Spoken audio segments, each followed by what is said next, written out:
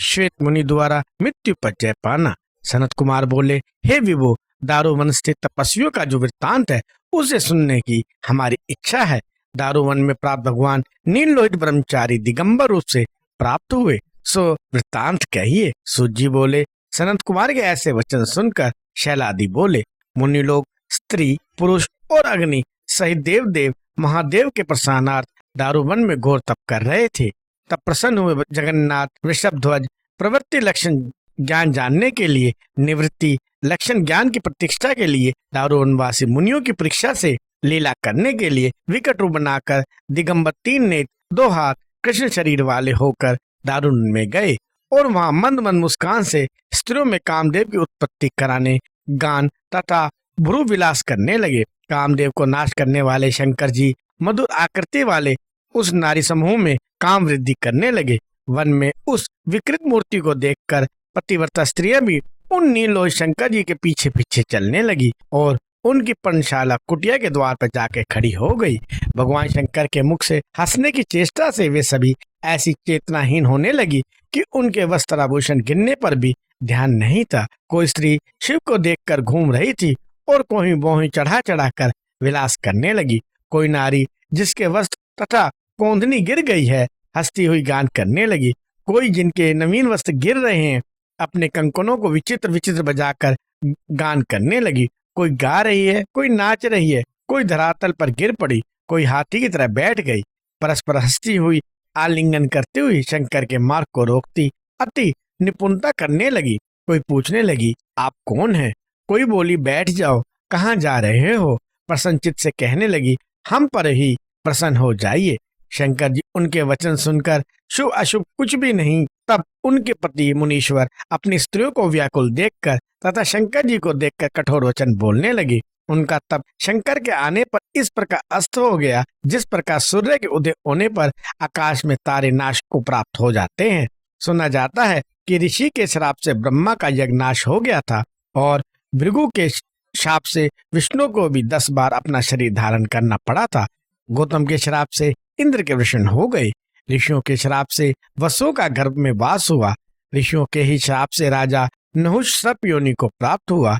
हरि भगवान का निवास स्थान क्षीर सागर भी ब्राह्मणों ने आपे कर दिया, परंतु बाद में भगवान हरि ने काशी में भगवान शंकर को दूध और अमृत से स्नान कराकर मुनि और ब्रह्मा के साथ उनको अभिषेक किया और क्षीर सागर को पूर्ववत कराया। मांडव ऋषि ने धर्म को श्राप दिया तथा दुर्वासा ने कृष्ण जी सहित यादवों को भी श्राप दिया। राम को अनुज सहित दुर्वासा का श्राप हुआ। इस प्रकार ये तथा अन्य बहुत से राजा ब्राह्मणों के वश में होंगे, परंतु शिव किसी के वश में नहीं हुए। इस प्रकार वे ब्राह्मण मुनीश्वर शंकर की माया से वशीभूत होकर शंकर जी को न जानकर कठोर वचन बोलने लगे। तब उसी क्षण शंकर जी अंतर्ध्यान हो गए। ब्राह्मण भयभीत चित्त वाले हो गए और दारुवन से ब्रह्मा जी के पास गए। उन्हें दारुवन का सब वृत्तांत सुनाया। तब ब्रह्मा क्षण ध्यान कर उठकर हाथ जोड़ शिव को प्रणाम करके कहने लगे, हे ब्राह्मणों, तुम भाग्यहीन हो जो अति उत्तम निधि को प्राप्त कर त्याग दिया। दारुवन में जो लिंग विकृत आकार का आप लोगों ने देखा वह साक्षात परमेश्वर शिव ही था। गृहस्थों को अतिथियों की निंदा नहीं करनी चाहिए, चाहे वे स्वरूप हो या कुरूप हो, चाहे वे मलिन हो और या पंडित हो। पूर्व में सुदर्शन नामक ब्राह्मण ने अतिथि पूजा से ही काल को जीत लिया था। गृहस्थों के भूमि पर अतिथि पूजन के सिवाय तारने का दूसरा कोई उपाय नहीं है। सुदर्शन ने पूर्व प्रतिज्ञा की और अपनी भार्या से कहा, हे सुभगे, हे सुवर्ते, मेरे वचन सुनकर तुमको ग्रह पे आए अतिथियों का कभी अपमान नहीं करना चाहिए। सभी अतिथि शिव रूपी ही हैं। इससे अपने शरीर को भी समर्पण करके अतिथि पूजा करनी चाहिए। भार्या पतिव्रता थी, पति की आज्ञा धार्य कर अतिथि सेवा करती रही। एक दिन साक्षात धर्म ही उन दोनों की श्रद्धा की परीक्षा करने को ब्राह्मण रूप धर के उनके घर पे आया। उस ब्राह्मणी ने पूजा की सब सामग्री से उस विप्र का पूजन भली प्रकार किया। भली प्रकार पूजा गया वह ब्राह्मण उस सदस्य की पत्नी से बोला, हे बद्रे, अन्न आदि सामग्री की आवश्यकता नहीं, तू अपना शरीर अर्पण कर दे। लज्जा से युक्त वह पतिव्रता पति की आज्ञा का ध्यान करके नेत्र मूंद कर उसके पास चली और अपना शरीर उस ब्राह्मण को निवेदन कर दिया। उसी समय उसका पति सुदर्शन द्वार पर आया और बोला, हे सुभद्रे, आओ, कहाँ गई हो? तब उस समय वह अतिथि बोला, हे सुदर्शन, तुम्हारी भार्या के साथ मैं मैथुन में लिप्त हूँ।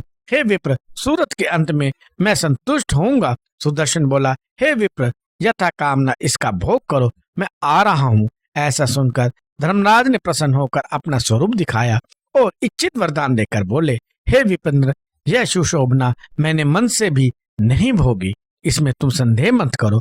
मैं तुम्हारी श्रद्धा जानने के लिए ही यहाँ आया था। इस तरह के धर्म से तुमने मृत्यु को भी जीत लिया है। अहो तब का कैसा प्रभाव है। ऐसा कहकर धर्मराज चले गए। इसलिए हे भाग्यहीन ब्राह्मणों, अतिथि सब प्रकार से पूजनीय होता है।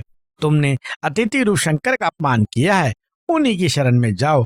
ब्रह्मा के ऐसे वचन सुनकर वे ब्राह्मण बोले, हे महाभाव, हमने जीवन की अपेक्षा न करके शिव के दर्शन किए और अनिद शिव की निंदा की और श्राप भी दिया, पर श्राप की शक्ति हमारी उनके दर्शन मार्ग से कुंठित हो गई। अब हमको कर्म से संन्यास का उपदेश करो, तब हम देव शिव के दर्शन कर सकेंगे।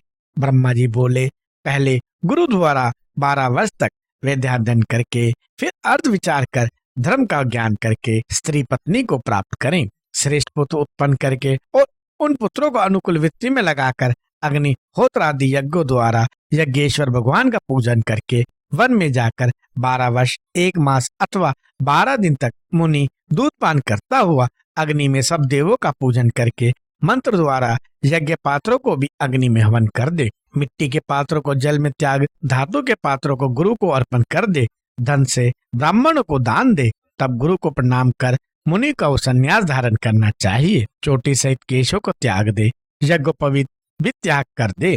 भूत स्वाहा इत्यादि मंत्रों से 5 आहुति जल में छोड़कर इसके बाद वह यति शिव रूप हो मुक्ति का विचार करे। व्रत करके जल पीकर पर्णावृत्ति द्वारा, दूध द्वारा अथवा फल द्वारा जीवन बिताता हुआ 1 वर्ष या 6 मास होने पर प्रस्थान करता है। चलाचल शरीर का अंत करके शिव समुज्जय मोक्ष को प्राप्त होता है। इस प्रकार की भक्ति से शिव भक्त शीघ्र ही मुक्ति को प्राप्त कर लेता है। रुद्र के भक्त को दान से, शुभ व्रतों से, यज्ञों से, विविध प्रकार के होमों से, अनेक प्रकार के शास्त्रों और वेदाध्ययन से क्या प्रयोजन है। महात्मा श्वेत ने तो भक्ति के द्वारा ही मुक्ति को जीत लिया था। ऐसे ही भक्ति परमात्मा शंकर में तुम सभी हो।